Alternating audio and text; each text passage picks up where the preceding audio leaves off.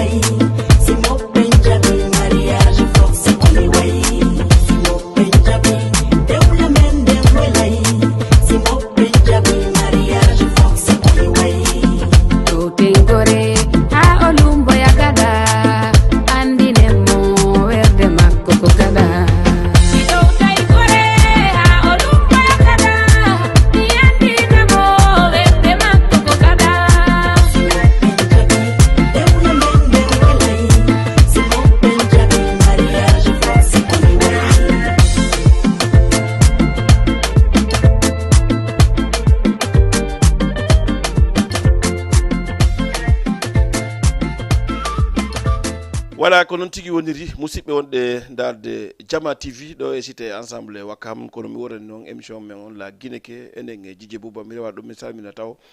noddinoɓe lan e samedi oya feƴƴuɗo walla e mercredi oya feƴƴunoɗo accon hakke mi waɗi ɗo jour ji ɗiɗi mi waɗali émission ko nawnare seeɗa ɓoodi ko waɗi donc ɗum haɗi mi ara lan andi fans ji ɗin fof harayno ɓe habbino dj bouba e ka émission ɗo kono ko yiɗɗa o ko allah waɗi konko ɗum ɗon woni ko wata jogade ara miɗo tori on yaafuye lan andi kadi haray ɗon jooɗi habbiti dj bouba si ere on hewti chaque mercredi si tawi woni 21 heures yoni haray ɗon habbimo si tawi kadi ko samedi on si 14h30 yoni haray ɗon habbimo donc si tawi waɗali tun ande hina e annoyan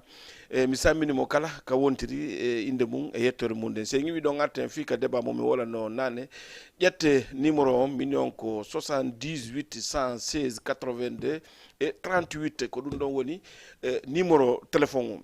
e honɗum woni e arde o nani binet ino yimi ɗo joni fi mariage forcé mais mi haalali fi ƴettere forçande wona ɗo mi woni e wolde ko honɗum woni e wolde so mijitike oya débat men feƴƴinoɗo komi wonno wolde ko fi sonnaɓe men ɓe andanɗa hoorema ɓe ƴettete ɓe adde ɗo moodi maɓɓe inna ɓe hootu ɓe salo hootude donc ande waɗi on débat ɗo o feƴƴi e ngal ɗo noon ko fi ɓe ƴettoɓe sonnaɓe ɓen adda ka cae surtout ma dakar ɗo ko anɗen ɗo adda ɗo ɓengu ma wonda e makko ha para e o wona sowiɗo o yawa ha heɓa lebbi jeɗɗi walla jeetati a faami walla jebbi jeenayi sah woɓɓe no natta ɓengu mum hara ko mo lebbi jeenayi hewtugol makko bimbine ñande o jibina walla ko une semaine o watta o jibina on faami si ɗum feƴƴi woɓɓe kadi jombay adda mo ɗo wonda ɗo ha debbo wona reedujo o jibina on ɗon bobo heɓa duuɓi ɗiɗi walla duuɓi tati ta o wonti reedujo kadi o imminiramo e ndur reedu woɓɓe kadi imminiramo e fayɓe ko yata tato nayo natta ka men joni noon an waɗowo ɗum on a mijitaki a immindinali o hay goto ko wallamo jogade ɓe ɓiɓɓe ka laawol kadi ko reedujo ni a anda ko ɗum wawatamo tawde e hoore ngol laawol woɓɓe no yaade sah jibina ka hoore laawol donc haray ko on débat ɗo mi faala yen yewtu ko ɗum hatta sa wondi e ɓengu ma ha woni sowiɗo yahi ha lebbi ɗi muutike wakkiloɗa muñoɗa lon ha o jibina dennanamo o moyen wondon e mois walla 2 mois nattamo walla o woni reedujo mo jogui bobo manaɗa hoore ma ko duuɓi tati jogui walla o ene jogui duuɓi joyi o ene jogui duuɓi tati ko reedujo immidinamo e ɓen fayɓe hara hay goto ala kadi ko jagganamo ka lawol joganomo wallitomo jogade ɓen ɓiɓɓe par ce que sa yi miɗo wolde ɗum koko mi ani hoora na wonde ko goɗɗo filtanilam par ce que miɗo wadde voyage e nder voyage ji ɗin lan yiide sonnaɓe ɓen koɓe woni e soñjade e hoore lawol ngol ko donc ɗum addi yomi addu o débat donc miɗo faala noon kala wonɗo e darde sa mari crédit ɗa mari feere hiɗa hettini fimum hara ya participe ka 78 116 82 e 38 pour yewden fi o débat par ce que ko ɗum waɗi min on hino aaninimmi ɓen sonnaɓe ɗon no ɓe nattirte noon par ce que ko ɗum waɗi sa ƴetti responsabilité ma jombi a addi ha hewtini kande suudu normalement hiɗa duwa jogade ngor est ce que a faami jogoɗa jigge jikke hay so woni kanko debbo mo waddema ko anduɗa hoore ma vraiment a wata ɗum wadde tenir no muuse ma ko gonga mais tun o woni sowiɗo ha allah waɗi o heeɓi ɗiya lebbi jeɗɗi walla jeetati ara ɗa duwa muñanade mo awa ha 2 ou 3 mois ara o jibini immidinamo e bobon ɓe yaa kono immingo reedujo hewtuɗo e jogiɗo kadi ɓiɓɓe tato e hoore ngol laawol hara kadi a immindinalmo e goɗɗo haray min on no satti en seeɗa e yaafoɗon noon par ce que piiji fof no wawi arrivude ka laawol kon tigi toroto noon koko moƴƴi kon si tawi ono hara ko moƴƴi kon no wonno heɓade e wattano débat fimum donc haray miɗo habbi on ka 78 116 82 et 38 sikki tun en yahay ka régi ndaren sen heɓay clip goɗɗo go ha si goɗɗo noddi hara miɗo habbi on pour yon participe ka débat mi salmini ɓe Dakar Plateau ɓe Médina ɓe Fass en salmini ɓe Grand Yoff e Mermoz en salmini ɓe Wakam ɗo kadi ha Ngor Yoff e Parcelles ɓe Grand Yoff ɓe Castor eɓe Pikine Kermasar vraiment haɓe caroyi kala ko goɗɗo wontiri ɗo ɗen saminamo e saminiɓe jamñaɗo barña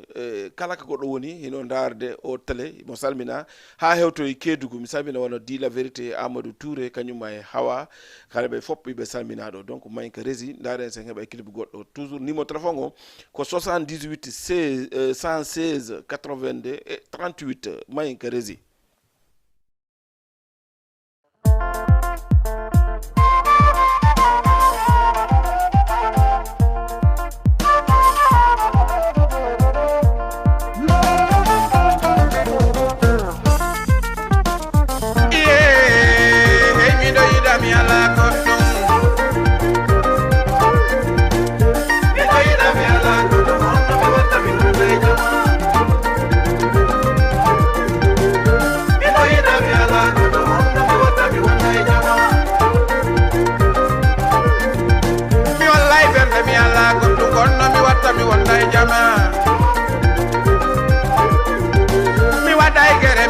ballo gonno mi watta mi alta ka kaso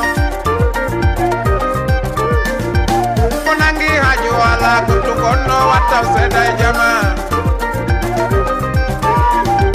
si weldu be habi na piki sori aciogi do ne tanga bun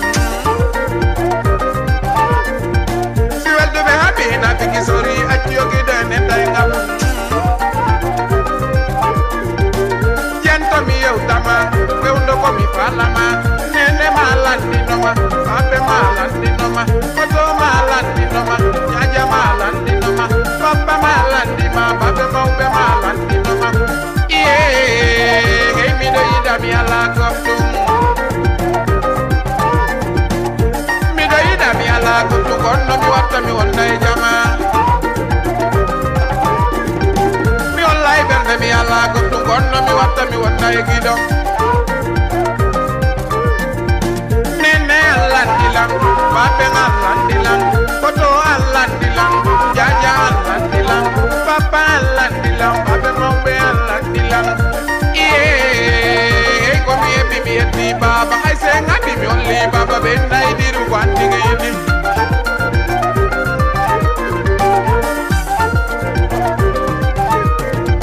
Kaute majentito, kadi kaute anjentito, I pemengu bete, kohono wadete. Sai on fe un dito corillo do del millo den fe undo mi parlama e fe undo ko parlada mi do ida mi ala kordum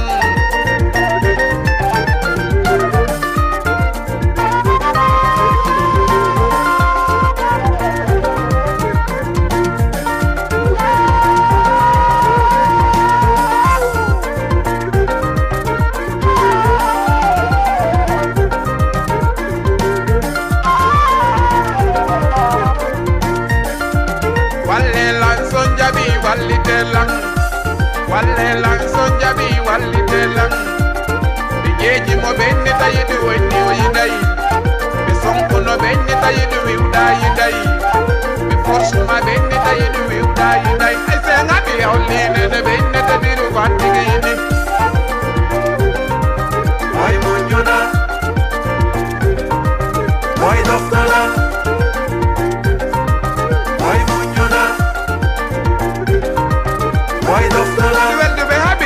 sorry atiogi dene tay ngabun si weldu be habi na piki sorry atiogi dene tay ngabun walle lang sonjabi walle te lang hey komi emi hey ko emi tawno mi wada tawno wada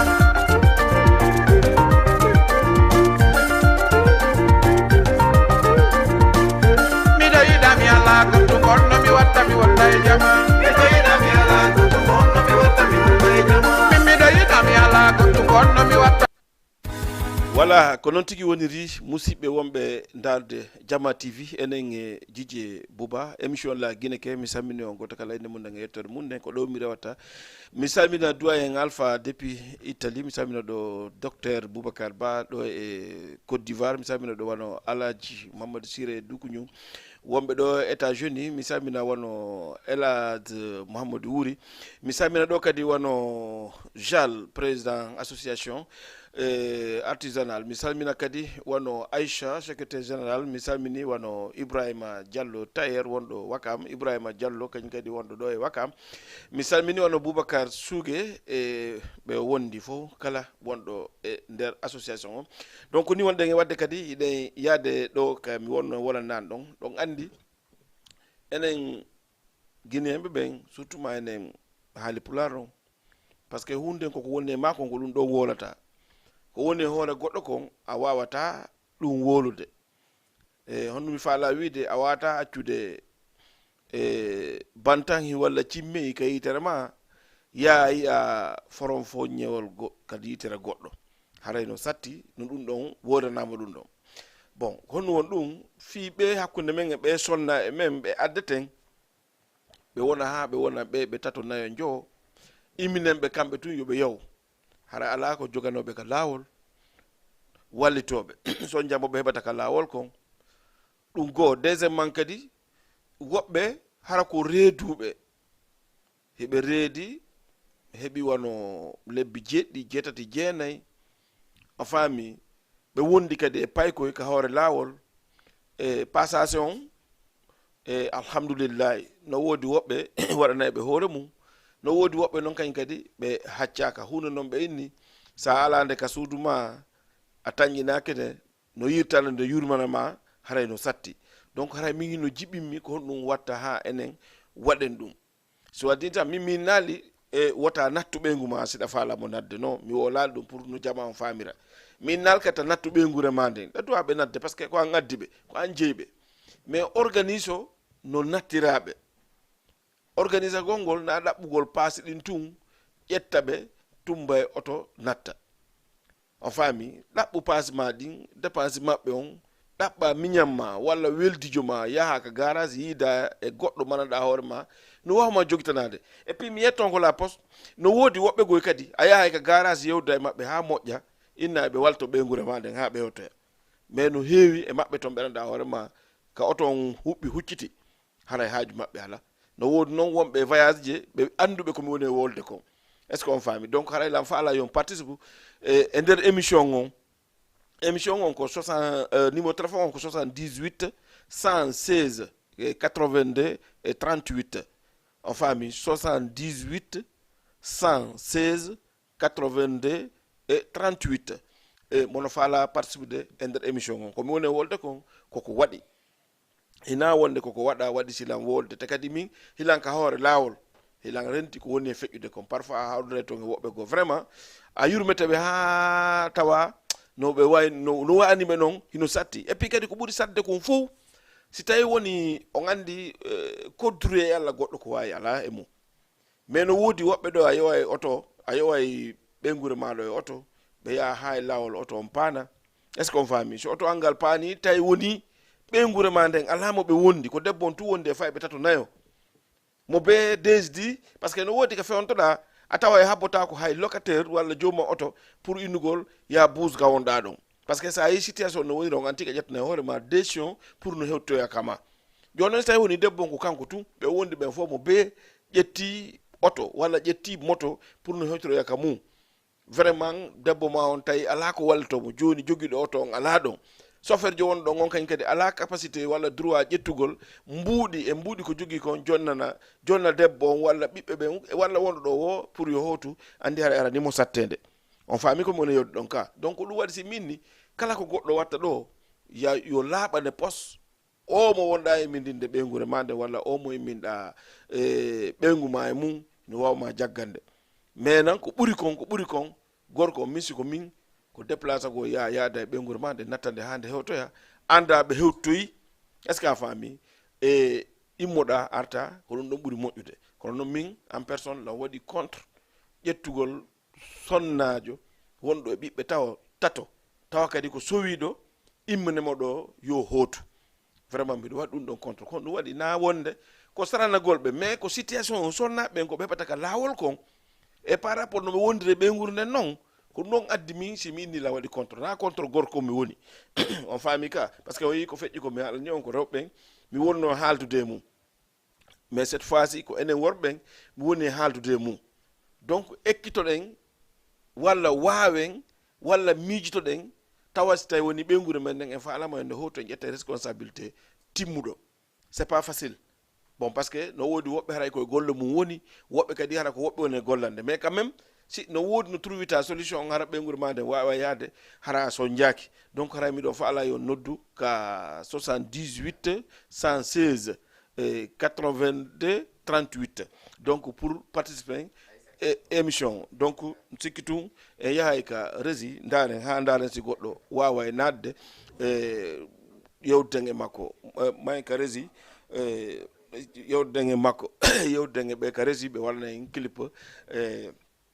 yewden maɓɓe donc en sammini kala wonɗo e liggade kadi e nder Diama TV na o ma o ok may yetten clip goɗɗo go arten kadi haɗa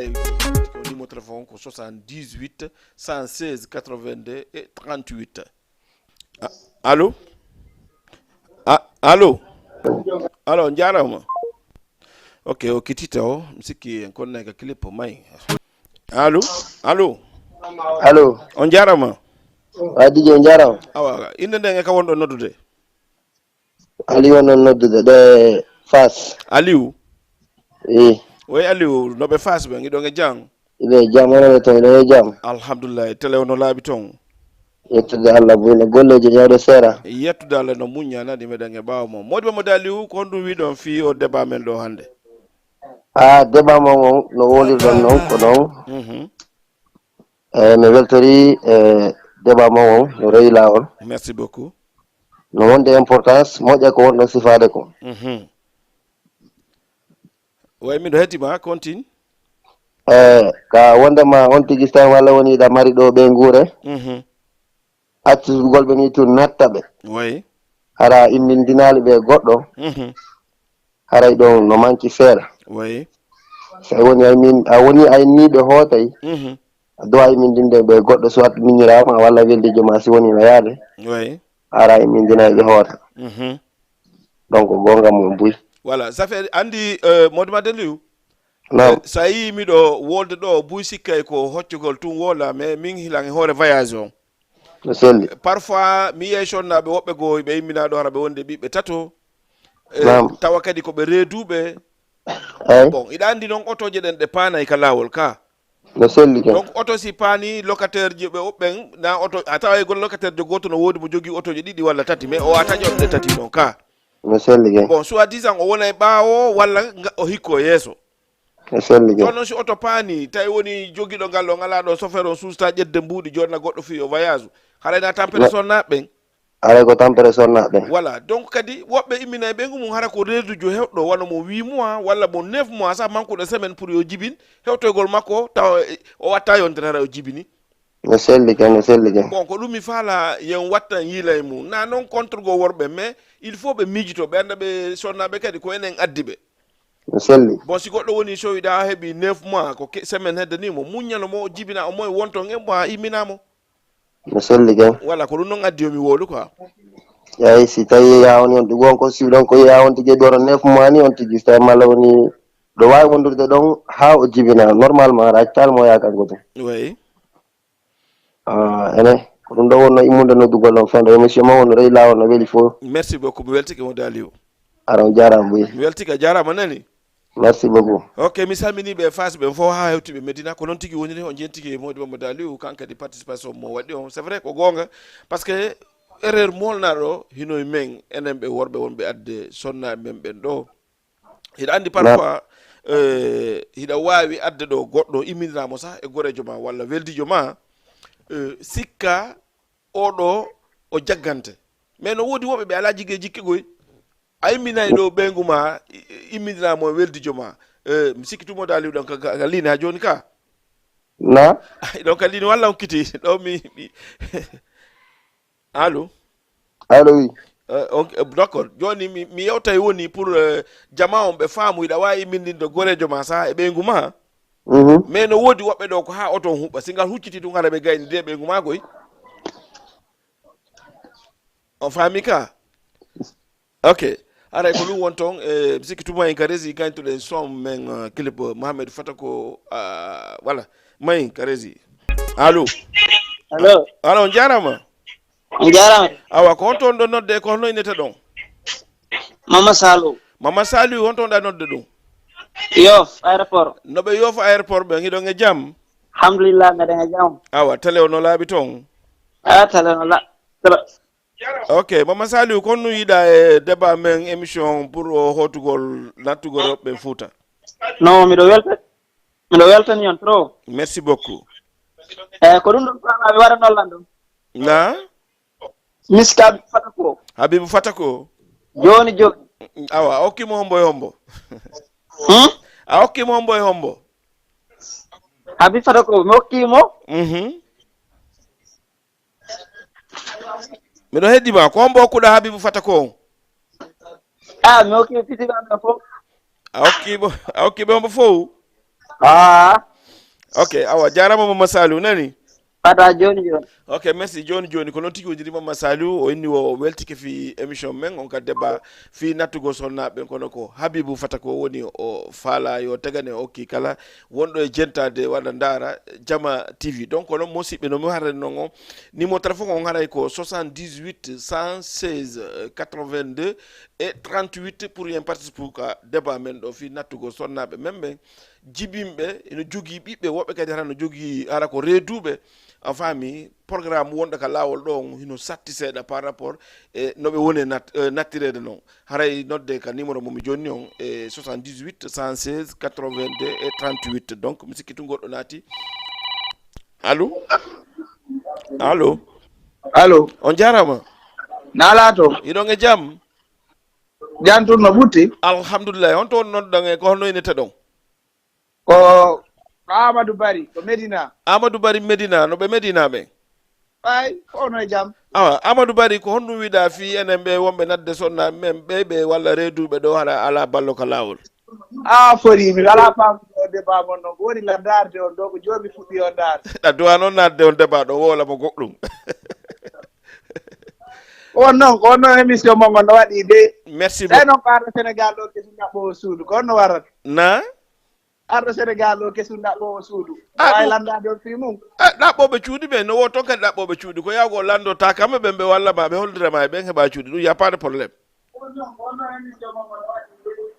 ya programme jon no wayla waɗande ɗon gallu welkum dédicace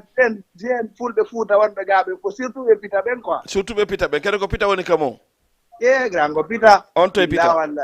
pita billahi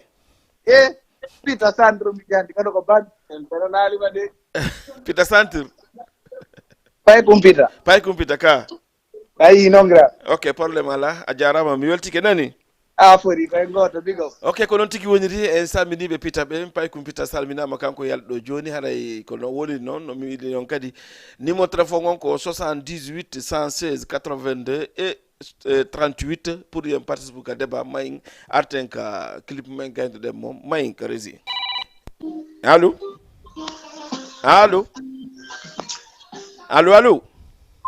ay o kiti mayin jonde Mamadou Aliou Habibou Fatako allo ay ɓe kiti wonɓe jentade walla ndara Jama TV ɗo e cité ensemble enen e Djidji Bouba émission la Guinée ke mi salmini on goto kala ka wontiri e inde mum e yettode mum de mi salmina ɗo kadi giɗo an on nena goto an on no wiye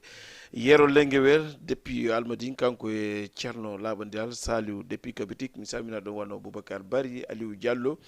donc ɗo e Almadi mi salmina wano Dalanda Saybatou salmina kadi wano Binta en salmini kadi kala wonɗo e darde Jama TV kono mi woni noon kadi numéro téléphone on ko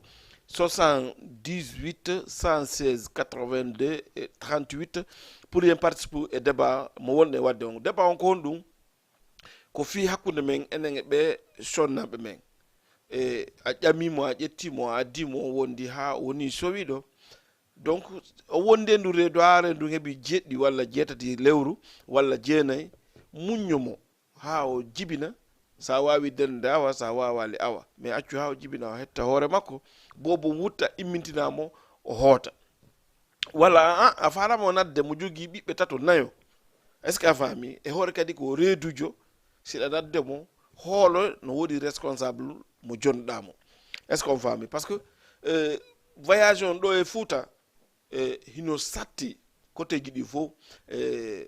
parfois erreur ji no ara min hina jooma oto wona locataire mais si erreur ari ko erreur wiyete kono noon ko laaɓi ha laaɓi ko so tawi woni mo ƴimminɗa on himo wondi e goɗɗo harana locataire ji mo jonɗamo on vraiment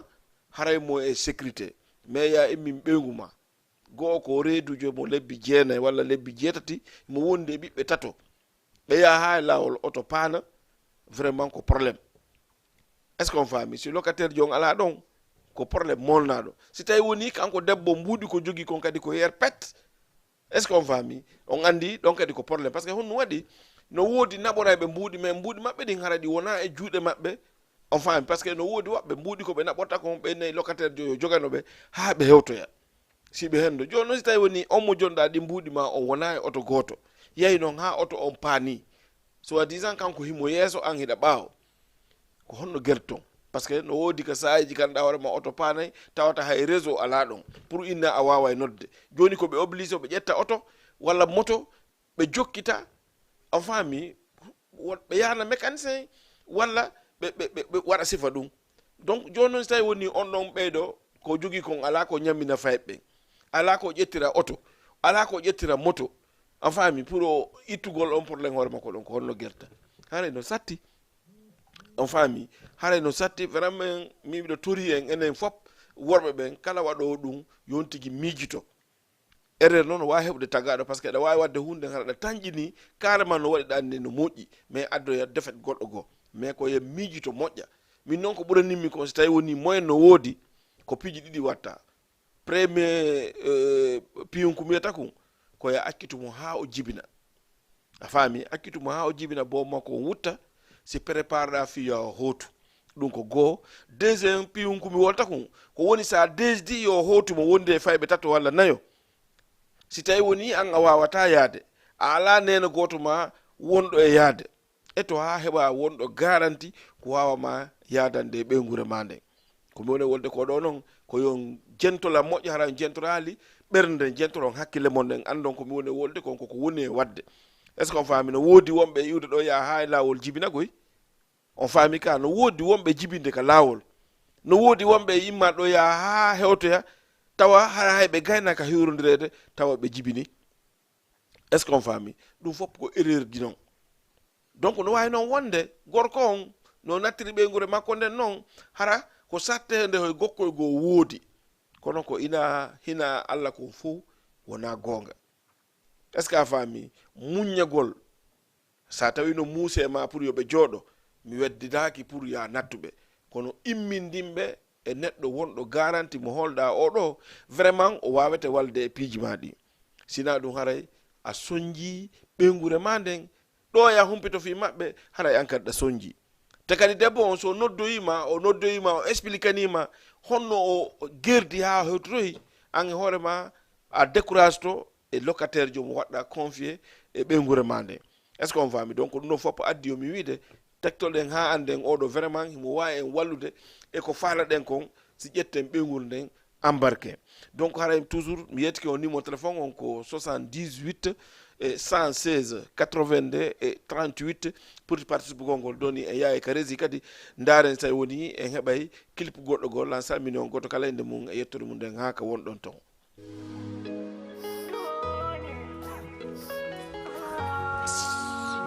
B, as-tu dougou là? S'il te plaît, tu dougou là.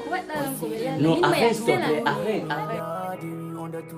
T'es sérieux, Fala On me dit mal. ɓe wonɓe darde Diama TV mi salmini on goto kala inde mum nden e yettode mum nden no woniri noon nde darde émission la Guinée ke enen e Djidje Bouba haray débat men on no mi worani on noon ɓotaw yejjitu ko fi hakkunde men enen e sonnaɓe men ɓen pour nattugol ɓe lagguinegol lattugol ɓe lagguinegol hay goto aña par ce que mo be ka iwiɗon sago mum on tiguiltoɗon mais no heddi no watten organisé programme no nattirten ɓeygu nden noon on faami ka par ce que programme nattugo ɓeygu nden ko an jeeyi ko an duwa nattude ko an duwa organiser no nattira mais no woodi organisation ji goɗɗi a tawa ɗi wondi erreur seeɗa erreur hombo woni ɓengu ma so woni sowiɗo ha woni lebbi jeenayi walla lebbi jeetati pour a min muñño nattugol mo ha o jibina o heɓa 1 mois au moins walla 2 mois walla 3 mois ça dépend e ma no wawiɗa ɗon noon kono nattugol mo 8 mois ko risque molnaɗo mananda hoore ma a fawata famde fimu woɓɓe sa komo 9 mois nattata woɓɓe jibinayi ka lawol woɓɓe so yewtoyi hara gaynaka hirudede ɓe jibinayi no wodi woɓɓe kadi hoore on ko woni reedu jokon hara mo jogui paykoy ko yata wona tato walla nayo ɓe andanda hoore ma mo jogani hoore ma ko kanko debbo déjà ko wondi ka reedu makko kon ɗum ɗon taw ko pen goɗɗo go oɗon dama kadi ɓiɓɓe tato walla nayo kadi o yaadu e mum wi ko kanko jeeyi kanko jibini o wawata wiide o natata o wawata wiide o yatta e mum mais ko ɓuri moƴƴude kon immindinamo e responsable mananda hoore ma oɗo no mari no laaɓanma no mari yurmiyede e ɓeygure ma nden attention no woodi woɓɓe koɓe jokkira e ma pour yo ɓeygude nden yoɓe hootu ya waɗe jungo maɓɓe ko fii no ɓe hendora cewɗi il faut wattano ɗum ɗon e yiila e ko mune wolde kon est ce qu'on fami cewɗin si ɓe hendike tun no heewi e maɓɓe ɓe annanda hoore ma kaɓe hendi mbuɗɗin ɗon oto mbuusi ɗon ko ɗon ɓe gayde ɓeygure ma nden ɗo noon sa ilan yewde ɗum wona waɗɗoɓe ko moƴƴi ɓen waɗi silan wolde par ce que ton kadi no woodi woɓɓe ton e maɓɓe kamɓe kadi ɓe annanda hoore ma vraiment ɓeygure maɓɓe nden sa jonnama ɓe jonnama ɓeygure ɓe jaggira wasi ko ɓeygure maɓɓe ça ɗum aussi il faut wowlen ñakkata noon inchallah so tawi woni allah waɗi balɗe men ɗen juuti mi invité ɗo locataire ɓe jaɓan ɓe lan wo mais yewta fi o domaine par ce que no wo toon locataire ɓe moƴƴuɓe goy on faami no woodi kadi immindinteɓe e ɓeygure tawa ɓe moƴƴi ɗum kadi toon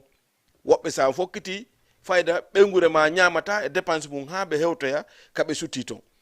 locataire jon kala ka jippa o inne are ñamon ɗo onon are joɗoron ɗo enon are waliron ɗo no woodi ɗum kadi mi yii ka lawol min e hoore am ɓen kadi mi yiiɓe mi yii locataire ɓe ɓeranda hoore ma ɓe yettoma hen mbuɗi ma ɗi mar ar ñamen ɗo est ce qu'on faami mi yii ɗum ɗon mi yii kadi noon ɓeranda hoore ma ko wigol wota finita nan si tawno hara modi ma no ɗumanno e mindinteno goɗɗo min mi wawatama jaggani ɗo foppo no nder ton donc joni noon so yi émission on no waɗede ko fi hen faamu ɗin fof no nder ton ça veut dire waɗoɓe ko moƴƴi ɓen nayoɓe yiw hoore maɓɓe e ko komi woni wolde ko ɓenna o animateur je walla o jijejo walla ni ka télé ɗo mo wondi haala wi o ménage non non na ménage gol hay goto ka yiɗa moƴƴo fof ɓoyliɗo no takko makko ka yiɗa ɓoyliɗo fof haray kadi moƴƴo no takko makko ɗo noon ko wonɗen e wolde ko ɓe yiɓe ɓeranda hoore ma ɓe watta konko wonɗe ɗaɓɓude jonɗamo ɗin na conci ko holtinɗamo kon est ce que a faami wona ɗum woni e wolde de ɗum ɗon ko wima secret noon ha jon ala e ɗum ɗon ko honto mi woni e ɗaɓɓutude min kaka ƴawɗamo ka otowal ɗon ha ñande o jippoyto ka dow a jippa ɗon konko woni doggude hakkude ɗon kon ko ɗum ɗo mi faala yon préparo walla yen préparo par ce que min e hoore ila jogui ɓeygure comme no fo jogori ɓeygure noon a faami donc ɗum addi ɓiɗo wadde o débat donc mi sikki tun numéro téléphone on yejjitali ko 78 pardon 78 116 et 82 38 ko ɗum woni émission men on 78 116 82 38 ko ɗum woni numéro téléphone on pour tawe ka débat si feƴƴi ɗon hiɗon andi émission la Guinée ke chaque samedi hiɗen mari ɗo émission 14h30 et 15h30 si ɗum ɗo feƴƴi chaque samedi hiɗen mari ɗo chaque mercredi pardon hiɗen mari ɗo 21h à 22h 21h30 22h30 ko min jumi 21h30 22h30 est ce qu'on fami haray kale jaggon ka émission la Guinée ke onon e Djidje Bouba joni noon tailleur jo mécanicien jo commerçant jo waɗo concert waɗo soirée waɗo dennabo waɗo peera waɗo alluje est ce qu'on fami kala ko falɗa feƴƴinde kadi siɗa sohli télévision wonno ka damal ma a utta e bafal ngal tum tawa hewti ka télévision meɗen fontani on juuɗe kala waɗo kadi sponsorisé ndaɗo tawɗo hino mari moyen no wawi sponsorisé émission la Guinée ke e haalaji ɗi o woni wol ɗo ɗi hara miɗen fonti juuɗe kadi yo waɗa men émission on sponsor est ce qu'on fami ka la Guinée ke ɗo hara mi samini on goto kala inde mum nden e yettode mum nde mayi ka rési mi sikki tun si tawi woni waɗi ɗo clip goto aray ko goto heddani en par ce que tan men on presse ko heddi kon ɗuuɗani ndaɗen clip goto yiltoɗen après waɗen no waynodiren.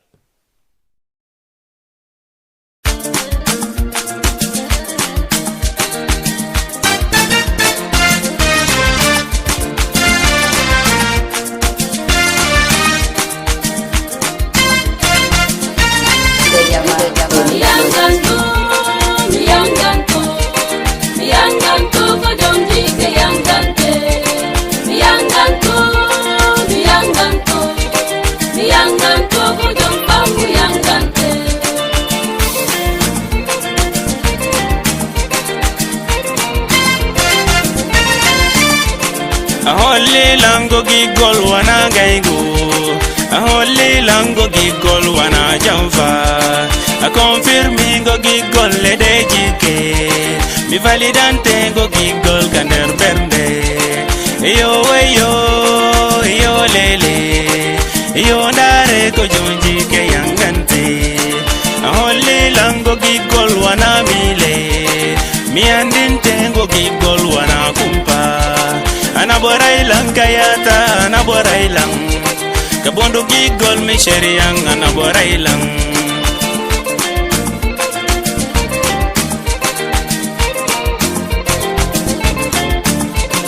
Jem melody do ondong ko gido yondo umuso ajarama mi wachai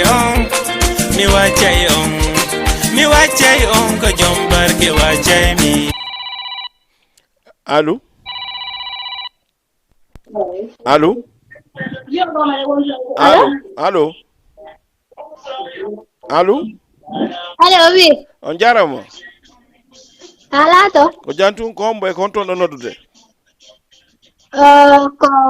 Kajjatu. Kajjatu honton ɗa nodde ɗo ɗum? Allô? Allo, oui. Honton ɗa nodde ɗum ɗo Kajjatu?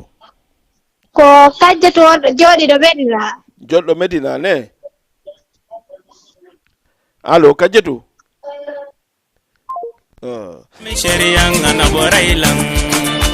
A poto takko télévision on walla ɗuyta téléma mo wonɗa e darde on sina ɗum e wata heɓde retour moƴƴo par ce que honɗum waɗi télé mo wonɗa on haray no ɓuri dole téléphone on a wata heɓde retour moƴƴa ka téléphone kala kadi noddo miɗo torimo sa noddi tun ha soni pouce télévision ko wonɗa ɗon pottoɗa ɗon seeɗa ha tawa sa noddi en wawa e famode dara en salmini on goto kala inde mum ɗen e yettode mum ɗen mayi ka réseau ka jooma jikke. Anaborailang kabondo gigol mi sheriyang, anaborailang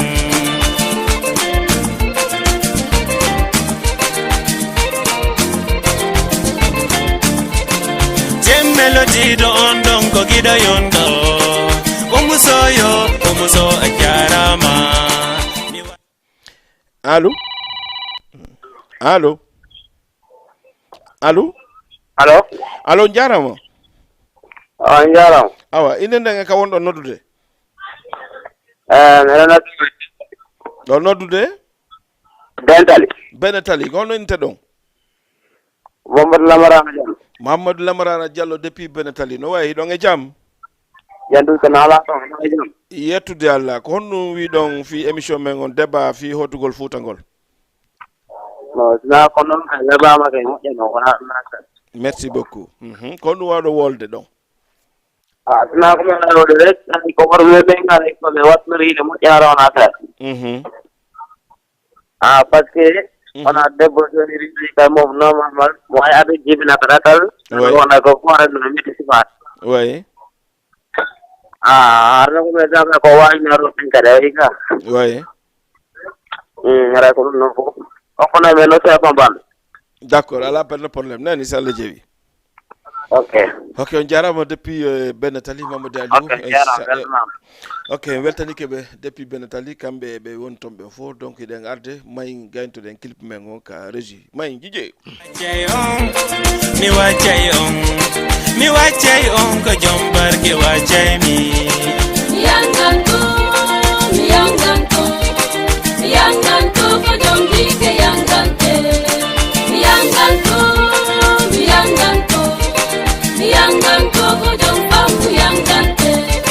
Mi inni yongo gigol fijirtake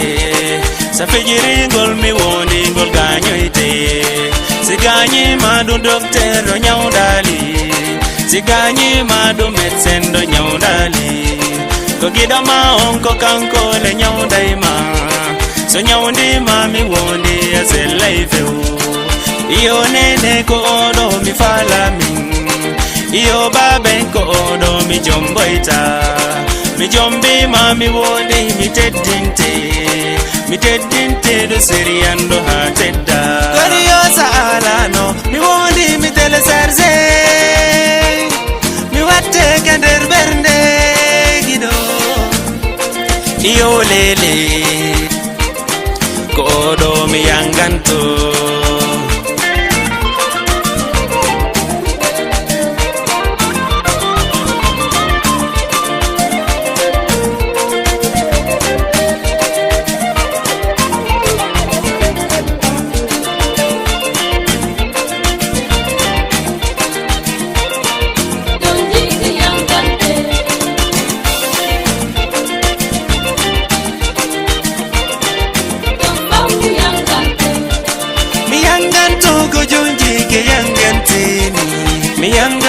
ko jonfa mu yangante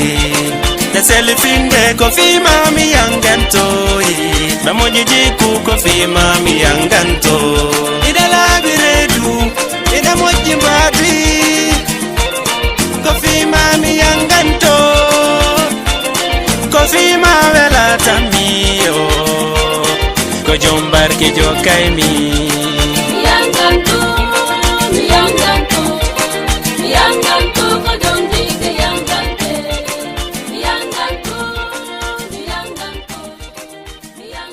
wala musidɓe wonɓe jentade Diama TV ndara accitata mum fo heɗo émission la Guinée ke kañum e Dj Bouba haray mi weltanike on kala ka wonɗon e tamu on ɗon ƴedde on e fi dargol émission la Guinée ke donc haray ko mi harfinta on tun inchallah rendez-vous men on haray on ratali chaque samedi e 14h30 15h30 si ɗum ɗon feƴƴi mercredi on 21h30 ha e 22h30 enen e Dj Bouba Diama TV émission la Guinée ke ko ɗo ko débat thématique wonɗen e wadde un peu de musique on ko seeɗa watten pour on ɗum weltrigo jamma o mais tigi tigi on ko fi probléme ji wonɗi hakkude men enen nene gotoɓen ko ɗin jippinten ɗo joni noon probléme ji ɗi nayinugo ko fi ƴettere tun walla ko fi weldigal tun walla ko fi yaadigal tun ko probléme ji ɗin kala ko darɗen tawɗen no ko woni ka nder cuuɗi tawata no tampinen kadi il faut déclencher pour wawen wolde jama on famodira no wodi woɓɓe ɓe mari probléme ka nder suudu maɓɓe ɓe wawata mo régilde ɓe anda honto régilté donc min en personne no wawi ƴedde numéro téléphone an on par ce que ko min woni wadde émission on postolan kaaji mon ɗin si daari tawi kaaji ɗin ino wawi waɗede ka télévision ɗo feƴƴa direct mo ɓe wawa participe de an jooma ka on wawa heɓude hen ko ƴettuɗa hen y a pas de probléme ƴettomo 76 789 31 03 est ce qu'on famille 76 789 31 03 donc haray ko ɗum woni numéro an on pour yon noddan siɗon mari kaaji sifa ɗi ka nder suudu noddollan mbaɗen émission y a pas de probléme onon gandi siko mi invite on aron joɗɗen walla ko mi sulitu probléme on o yewtefi makko toujours ɗo haray miɗo e juuɗe mon donc haray mi accira on numéro on ko 78 numéro télévision on 78 116 82 38 mi jonna on rendez-vous alarba arowo ɗo à partir de 21h30 ha e 22h30 min Bouba min on ciao ciao bye bye ha e lawol gongo go e numéro gol go merci beaucoup jarama.